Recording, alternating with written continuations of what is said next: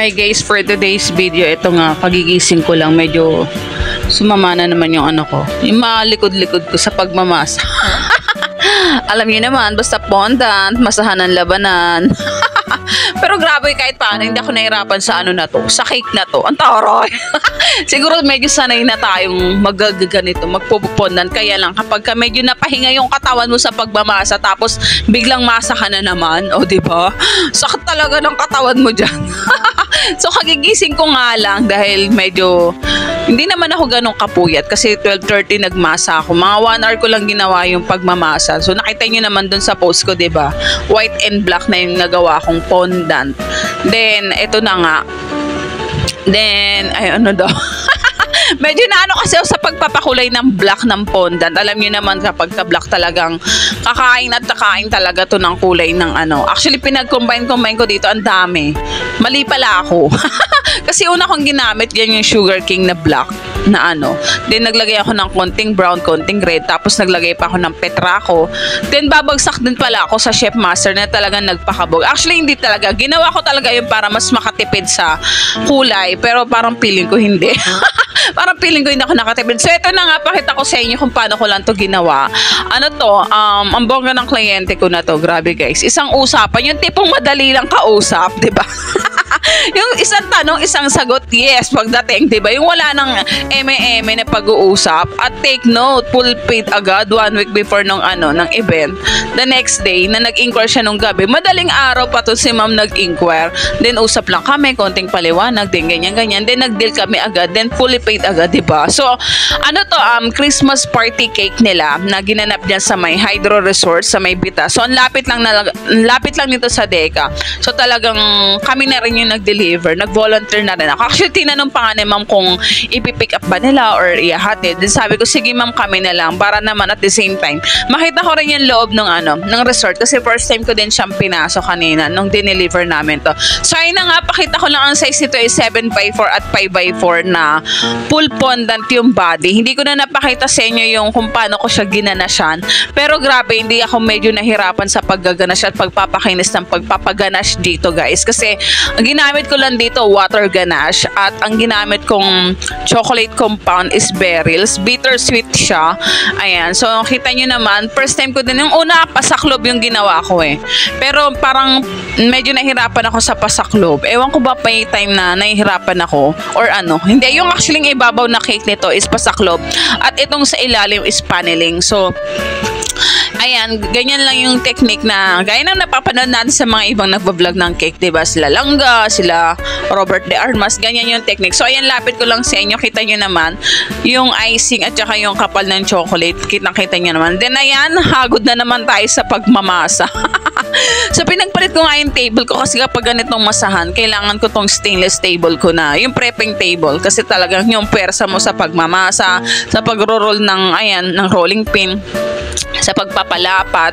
Ayan, so yun lang talaga, alam mo yun naman, syempre, cornstarch yan, yung mga harina, kakalat-kakalat talaga. Dahil kakailanganin, ganyan naman talaga sa baking pera. Pero diba, ano naman, as much as possible, nililinis, before and after, linis ka talaga dyan sa area mo. Actually, ang dami ko pang hugasan ngayon eh. Talagang natulog muna ako. Then, pakita ko lang muna at inedit ko na talaga tong video na to kasi gumugol to ng napakalaking file kasi nga talagang, alam niyo na, pag fondant talagang mahaba talagang ano nito, mga video. At buti na nga lang kamo, diba, yung details niya, non-edible, kumbaga lagay-lagay ka na lang. What more pa kung edible pa yung toppers, guys. Diyos ko, uubos ka talaga ng oras dun. At saka tignan nyo, diba, mga gold. Buti na lang talaga tong si ma'am, napakadaling kausap. Tsaka, ang elegant din kasing tingnan. Minsan kasi yung ibang cake, kapag overcrowded na yung mga details, medyo napapangita. Kaya lang, may mga client kasi na, yun ang gusto nila, bigay natin, diba? Pero ako talaga, nagde-decide ako pagka, okay na yan. Ayoko na, hindi naman sa hindi ko sila sinusot kasi ikaw as baker, alam mo sa sarili mo kung okay or sapat na ba yung mga details na nakalagay or kulang pa, 'di ba? Hindi naman porket na sinabi ni client mo, eto lagyan mo. Tulad nung kay Gion. Yung cake ni Sisi doon, ang daming may pinapalagay. Actually, yung iba doon, hindi ko na nilagay. Na-overcrowded kasi yung cake at saka at the same time, wala nang space, di ba? Buti sana kung napakalaki ng bonggang-bonggang cake natin para isalampak yung mga dapat nating ilagay. So hindi, sure lang, based on experience talagang, yun naman talaga, real talk lang naman tayo guys. Then ayan nga, paneling method nga yung ginawa natin dito. Medyo inilapit ko nga sa inyo. Ayan, so pakinis lang tayo talagang, minake sure ko, alam mo, buti na nga lang talaga. Black yung kulay niya, ano, kasi di ba nakita niyo sa may pasaklob? So, kung white yun, ako, halatang-halata yung chocolate doon. Hindi mo na magagamit yun. Yung fondant na yun. Kasi, mag-i-sting na yung chocolate. Eh, dahil black naman to. Eh, di yan na lang ulit ang ginawa ko. Minasa ko na lang doon ulit. Kung ito white na fondant or light color, negative na yun. Kapag idinikit mo na, negative nang magamit. Hindi mo na maano. Pero buti na nga lang black, nahagod pa rin natin. So, ayan. Medyo nadala na ako dito sa paggawa nito. Medyo talagang napagod at nahagard lang tayo kasi nga 'di ba, hindi naman tayo focus lang sa pagkikake kasi syempre may mga other ganap pa tayo, may nakasalang pa ako niyan sa washing, na kailangan ko pang i-prepare yung kakainin ng mga anak ko, 'di ba? Yung magluluto ka pa para sa kanila, 'di ba? Hindi naman totally yung oras ko dito sa bahay pagkikake na lang. Kung ito lang talaga, walang problema, magaan. Pero kasi syempre kung may mga iniintindi ka pa, may bibili pa. Kasi minsan nga pag gandong na may ginagawa ko talagang busy, sinasara ko na yung tindahan. At nahihiya ako sa mga bumibili. Sorry, naririnig nilang may tao sa loob or may TV, pero hindi ko sila napagbibilan. Sorry naman. At saka yung mga nagpapadeliver ng tubig, sorry din. Kasi talagang pag busy talaga, priority ko talaga tong cake. Lalo na kapag meron tayong oras na hinahabol. So yun lang. Ayan, so neto na nga yung ating second tier. Pasaklob ko siyang ginawa. Yan. So, malit lang naman siya, 5x4. Actually, yung bottom tier natin, 5x5 na siya. 5x5 na siya. At ito namang ating top is, I think, 5x4 lang din siya na din dapat. Nasa 5x5 na rin. Pero okay na yun, given na yun. Ayan. So, napakagulan din naman nito ni mom. Secret na lang yung price. Pero sana nagustuhan nila. Excited ako mag-edit. Hindi ko na na-update kung anong feedback. Siyempre, busy pa sila sa mga oras na to eh. Diba? Talagang nag-e-enjoy sila sa party. Hindi mo pa yan mahingian ng feedback. Pero kung magpi-feedback si ma'am after nitong ma-edit, send ko sa kanya kung paano ko siya ginawa. Ayan. Sa kanya na ako magpi-feedback siya. Pero sana nagustuhan mo, ma'am. At sana umulit pa, o diba? So, hindi lang tayo pang individual account, o diba? So, lumilevel up si Cakes, diba? Yung target talaga natin, hindi lang for individual celebration, hindi lang for birthday, for wedding. Syempre, gusto ko rin naman mag-level up yung magkikater ka sa mga corporate company like this, diba? Christmas party company ang nito ha, talagang pinupondohan yung mga ganito. At the same time, ito si Ara. Shout out din Ara. O diba, napakalupit talaga nitong babae na to. So yun nga, every now and then talagang supportive tong pusisi ko na to. Kaya lang minsan may toyo. So ayun na nga, diba, corporate kasi may company rin siya dahil mga giveaways niya, yung mga pa-cupcakes ko, diba, siningit. So kasi bago ko itong ginawa itong fondant, tinapos ko yung another batch ng cupcakes na order niya. Ayan, then isinunod ko na nga para tutok na lang ako dito sa pag-cover ng ng cake na to, nitong araw na to. Kasi kanina yung cupcakes niya, early deliver din yun. Tinapos ko yung second batch. Then meron pa siya na siyang additional na batch, kaya lang tinopak. So ayan na nga, malapit na tayo matapos. Ayan, makita ninyo marami pa siyang harina. So lilinisin natin yan. O diba, nilabas ko na yung aking airbrush. Kasi syempre, pag nagpupuntan kasi minamanual ko lang siya ng tubig tsaka yung brush yung manual lang. Pero ngayon, this time dahil black, gusto ko maging malinis siya at ayoko may bahid mancha ng harina. Binuksan na natin yung yung airbrush. Ayan, sinet up ko lang siya. Saglitan lang naman din. Ayan, so ayan, 'di ba, paulit-ulit.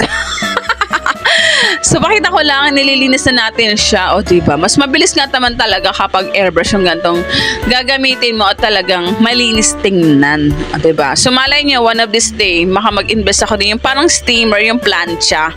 Maganda din daw yun eh. I think nasa 400 to 500 din yun. Baka next year, makabili na ako nun. Tsaka additional extra mixer.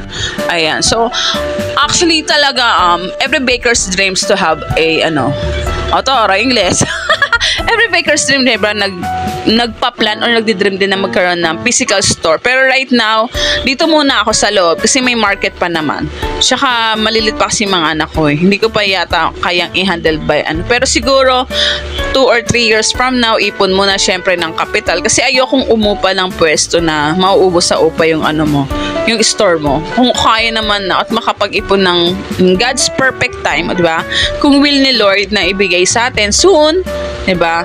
Malay nyo, di ba? Cakes ni Lay at iba pa. So, ayan, malapit na tayong matapos. Nilalagay na natin yung ating mga gold ball toppers and stars.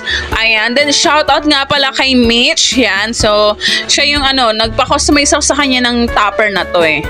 At least meron na akong mabibilan na malapit, mapapagawaan. Kasi wala pa tayong karikat. At mahirap din kasi magmano-mano. Umuubos ng oras to yung pag mamano-mano naman gantong topper. So cardstock siya. Then ayan, parang 3D yata yung style nito.